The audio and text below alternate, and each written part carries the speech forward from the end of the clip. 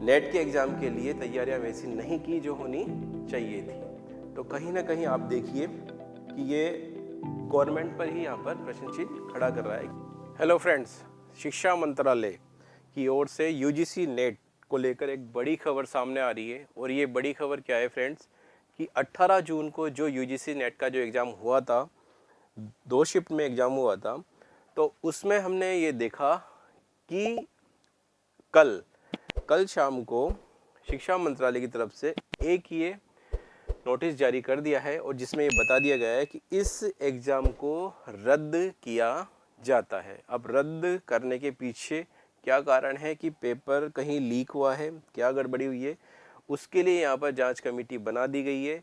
लेकिन आप ये देखिए कि इस एग्ज़ाम के रद्द होने से वो जो 9 लाख कैंडिडेट जिन्होंने इस एग्ज़ाम को दिया है, यानी हम बात करें रजिस्टर्ड हुए थे कैंडिडेट अप्रोक्स 11 लाख के आसपास, और 18 जून को एग्ज़ाम देने गए तो वहाँ पर हमने देखा कि 9 लाख के आसपास जो कैंडिडेट ने इस एग्ज़ाम को दिया था। तो उन सब की जो तैयारी है, या फिर कह सकें कि जो मेहनत कर रहे थे इतने टाइम से, उन सभी के लिए एक बड़ा सा यहाँ पर हम मानते हैं कि एक अच्छी न्यूज़ नहीं है उनके लिए कि दिन रात मेहनत करने के बाद उनको ये मिल रहा है गिफ्ट के तौर पर। ये कहीं ना कहीं हमारी जो केंद्र सरकार है या स्टेट की सरकार है, उनके लिए एक सोचनीय प्रश्न हो जाता है कि जब स्टूडेंट इतनी इस एग्ज़ाम के लिए तैयारी करते हैं, अपने एक सपने को साकार करने के लिए यहाँ पर दिन रात मेहनत करते हैं, और जब इस एग्ज़ाम को करवा लिया जाता है उसके बाद फिर बच्चों को ये सुनने को मिले कि एग्ज़ाम को रद्द कर दिया गया है। तो कहीं ना कहीं ये सरकार के लिए एक सोचनीय प्रश्न है। एजुकेशन में बड़ी यहाँ पर मान के जाएं कि बड़ी बॉडीज है जो एग्ज़ाम करा रही हैं। एनटीए अभी कुछ टाइम पहले हमने देखा था, नीट का एग्ज़ाम हुआ था, उस पर भी कहीं ना कहीं चीज़ें सामने निकल कर आई थी, लेकिन फिर भी वहाँ पर इन्होंने नेट के एग्ज़ाम के लिए तैयारियाँ वैसी नहीं की जो होनी चाहिए थी।